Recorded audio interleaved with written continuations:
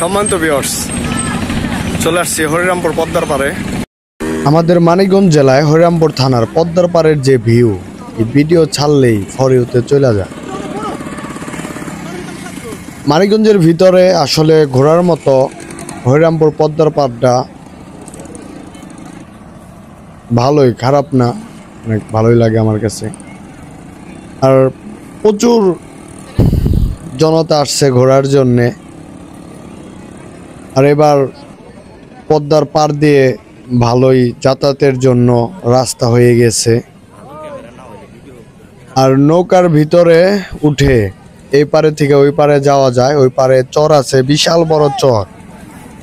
যাতায়াতে 50 টাকা করে তারা ভাড়া নিয়ে থাকে, ইচ্ছা করলেই যাওয়া যায়। আবার দেখা যায় যে ঘুরবেন, কিছু খাবেন না, সেটাও তো হবে না। খাওয়ার জন্যেও এখানে ছোট ছোট অনেক দোকান উঠছে,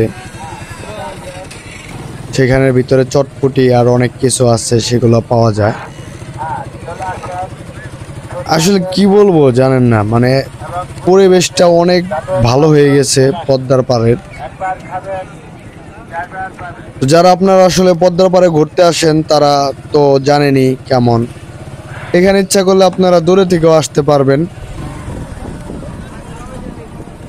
নিরিবিলি সময় কাটাইতে পারবেন, ছবি টবি তুলতে পারবেন, ভিডিও করতে পারবেন, পদ্মায় এসে গোসল করতে পারবেন। আবার যদি বলেন যে না, ক্যাম্পিং করে রান্না বাড়া করেও আপনারা এখানে খেতে পারবেন, সেই জায়গাও আছে, চলে আসবেন।